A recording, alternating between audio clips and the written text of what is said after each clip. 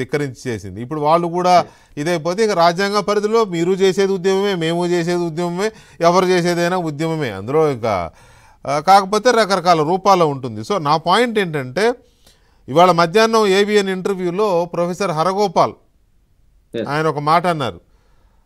Operation Kagar విజయవంతమైంది, ఐక్యత లేకపోవడం వల్ల, ఏకాభిప్రాయం లేకపోవడం వల్ల, సైద్ధాంతికపరమైన నిబద్ధతను వీడడం వల్ల,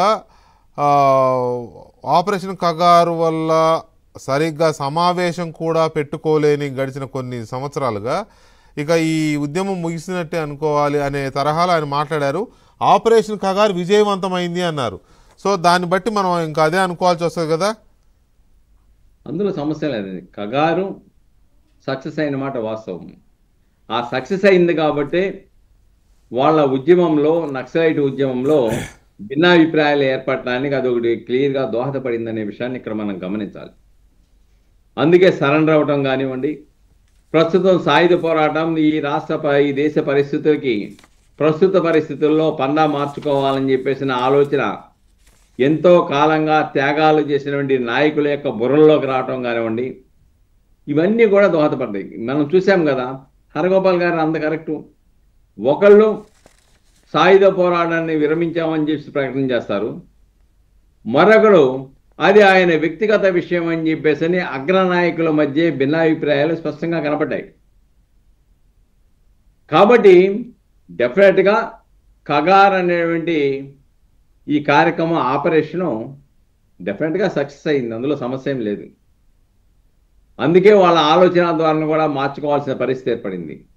కొంతమంది కాదు మేము దీంట్లో ఉన్నామన్న వాళ్ళు ఈ రోజున ఇవాళ చూసాం కదా, హెడ్మా అలాంటి వాళ్ళు కూడా ఈ రోజున ఎన్కౌంటర్లో మృతి చెందాల్సిన పరిస్థితి ఉత్పన్నమైంది. ఏదేమైనప్పుడు కూడాను అంటే కేంద్ర హోంశాఖ సహాయ మంత్రి బండి సంజయ్ గారు ఇవాళ ఒక స్టేట్మెంట్ ఇచ్చారు. ఏమంటే పట్టణ ప్రాంతాల్లో, నగరాల్లో విలాసవంతమైన జీవితాలు గడుపుతూ అర్బన్ నక్సల్స్గా కొనసాగుతూ అడవుల్లో ఉండే ఈ నక్సలైట్లను రెచ్చగొడుతున్నారు ఈ అర్బన్ నక్సల్స్. వాళ్ళేమో తోటాలకు బలైపోతున్నారు, వీళ్ళేమో విలాసవంతమైన జీవితాలు గలుపుతున్నారు. ఈ అర్బన్ నక్సల్స్ కూడా సమాజ వ్యతిరేకులే, రాజ్యాంగ వ్యతిరేకులే అని ఒక స్టేట్మెంట్ ఇచ్చారు. దీని మీద మీ రియాక్షన్ ఏంటి? అది అసంపూర్తమైనది, అశాస్త్రీయమైనటువంటి ప్రకటనగా దాన్ని మనం పరిగణించాలండి. ఎంచేదంటే మేధావుల యొక్క ఆలోచనలు భిన్న ధోరణిలో ఉంటాయి. మేధావుల సైద్ధాంతిక పరమైన ఆలోచనలు ఉంటాయి. వాళ్ళు హరగోపాల్ అవనివ్వండి, సాయిబాబా అవనివ్వండి, లేకపోతే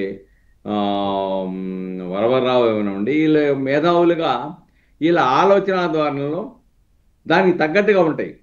అంతే తప్ప వీళ్ళు చెప్తే వాళ్ళు సాయుధ పోరాటం చేస్తున్నారు అనేది అది అవాస్తవం. కాకపోతే వాళ్ళు చేసేటువంటి భావజాలాన్ని వీళ్ళకి అనుకూలంగా వీళ్ళు మాట్లాడవచ్చు.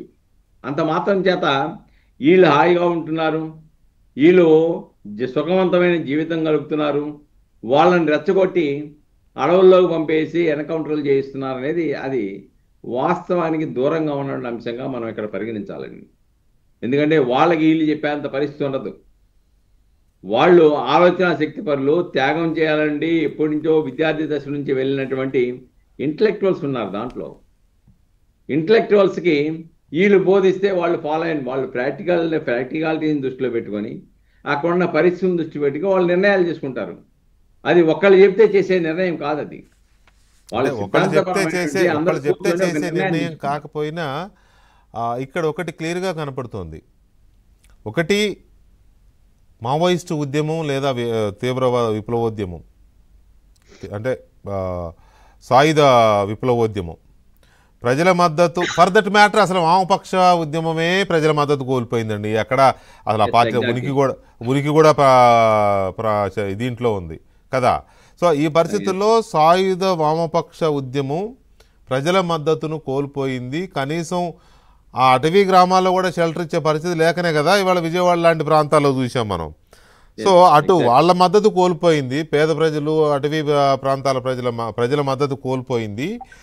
రెండవది ఇటు మేధావి వర్గం మద్దతును కూడా కోల్పోయిందని అనుకోవాల్సి వస్తుందేమో. మేధావులు అంటే ఏదో కొంతమంది మొదటి నుంచి ఆ భావజాలంతో లీడ్ చేసిన వాళ్ళు ఉంటే ఉండవచ్చు, కానీ మేధావులుగా వాళ్ళు ఉన్నవాళ్ళు కూడా ఈ సాయుధ పోరాటాన్ని ఈ మధ్యకాలంలో అంతగా సపోర్ట్ చేయడంలా. ఈ రెండు కూడా ఆపరేషన్ కగారుకి మరింతగా ఉపయోగపడ్డాయి అనుకోవచ్చా? ఫైనల్గా కంక్లూడ్ ప్లీజ్. ఎందుకంటే ఆదివాసీ ప్రాంతాల్లో ఇటీవల కాలంలో ఆదివాసీల్ని కోవట్లు అనే పేరుతో హత్యలు చేసిన సంఘటన మనం చూసాం. అవును.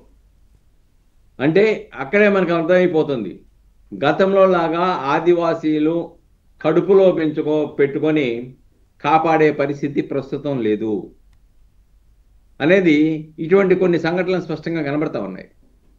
కాబట్టి అక్కడ కూడా ఇంతకుముందు ఇంటలెక్చువల్స్ వెళ్ళేవాళ్ళు ఆ ఉద్యమాల వైపు. ఈ రోజున ఇంటలెక్చువల్స్ ఆకర్షింపబడటం లేదు. అందువల్ల ఆదివాసీల్ని అధిక మందిని ఈ రోజున రిక్రూట్ చేసుకున్నారు. వాళ్ళకి సిద్ధాంతపరమైన పరిజ్ఞానం లేకపోవడం కూడా ఆ ఉద్యమానికి దెబ్బతీయడానికి కారణమైందనేది కొన్ని విమర్శలు ఉన్నాయి. కాబట్టి ఆదివాసీలు, నిరక్షరాస్యులైన ఆదివాసీలు, సిద్ధాంత పరిజ్ఞానం లేని ఆదివాసీలు ఈ రోజున వాళ్ళు రిక్రూట్మెంట్ జరుగుతుంది తప్ప ఇంతకు ముందులాగా మెడికల్ కళాశాలలు, ఇంజనీరింగ్ కళాశాల